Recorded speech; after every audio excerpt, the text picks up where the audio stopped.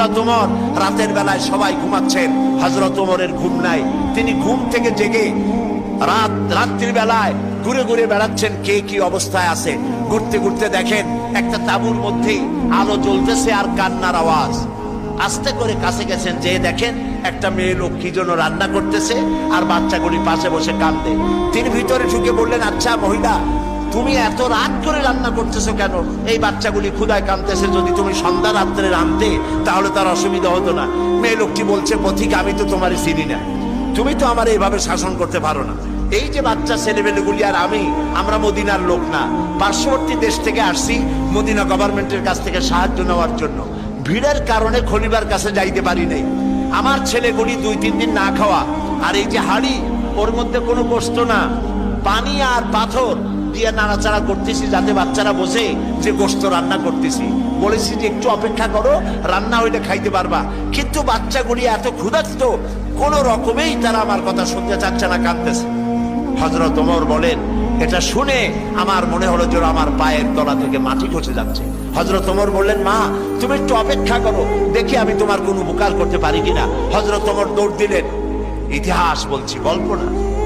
হযরত ওমর বাড়িতে চলে গেলেন।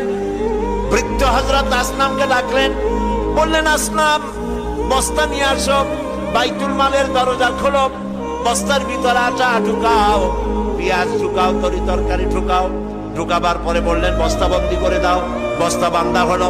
হযরত ওমর বলেন, আসনাম রে, এবার এই বস্তাটা আমার মাথার উপরে উঠায়া দাও। হযরত আসনাম বলছেন, আমিরুল মুমিনিন, এই বস্তা বহন করার জন্য আমি খাদেম তো উপস্থিত আছি। হযরত ওমর বললেন, না, আজকের বোঝা আমার মাথায় উঠাও, কারণ কিয়ামতে তোমাকে আসামি বানানো হবে না। যে দৃশ্য আমি দেখে এসেছি কিয়ামতের দিন, এজন্য আল্লাহ আমাকে আসামি বানাবেন। আমার বোঝা আমার মাথায় উঠাও। আটার বস্তা মাথায় নিয়ে হযরত ওমর দৌড়তে লাগলেন। অর্ধেকটা পৃথিবীর প্রেসিডেন্ট হযরত ওমর আটার বস্তা মাথায় নিয়ে দৌড়াচ্ছেন। তাঁবুর কাছে গিয়ে বস্তা ফালালেন।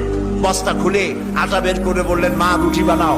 নিজে তরকারি কুটলেন, রান্না হয়ে গেল। তিনি বললেন, বাচ্চাদের আমি খাওয়াই, তুমি তোমার মতো খাও। 2 বাচ্চা 2 উরুতে নিয়ে হযরত ওমর বাচ্চাদেরকে রুটি খাওয়াচ্ছেন। মহিলাটি লক্ষ্য করে দেখলেন যে হযরত ওমর রাদিয়াল্লাহু তাআলা আনহু বাচ্চাদের খাওয়াচ্ছেন আর তার চোখ দিয়ে পানি পড়তেছে, দাড়ি ভিজে ভিজে পড়ছে।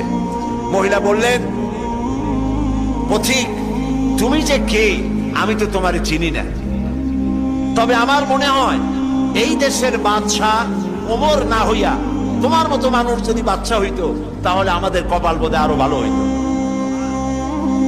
হযরত ওমর এই রাতের বেলায় মহিলার কাছে নিজের পরিচয় দিয়ে বাহাবা নিতে চাইলেন না।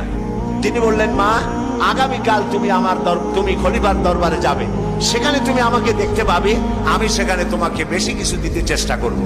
মহিলা পরের দিন হাঁটতে হাঁটতে চলে গেছে খলিফার দরবারে। যায় দেখে চেয়ারের উপরে যিনি বসা, রাতে যিনি আটার বস্তা মাথায় করে নিয়ে রান্না করে বাচ্চাদের কোলে করে খাওয়াইছেন, তিনিই তো খলিফা।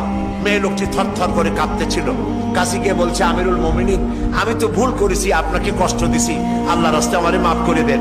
হযরত ওমর দাঁড়ায় গেলেন। বললেন, বুড়ি, বললেন, মা, আমার কাছে মাফ চাইও না, উল্টা বরং আমারে মাফ করো তুমি, কারণ তুমি বলার আগে আমি খোঁজ নিয়ে তোমার কাছে খাবার যে সময় মতো পৌঁছতে পারিনি, এই জন্য কিয়ামতের দিন তুমি আমাকে আল্লাহর দরবারে আসামি বানাইও না। সুবহানাল্লাহ।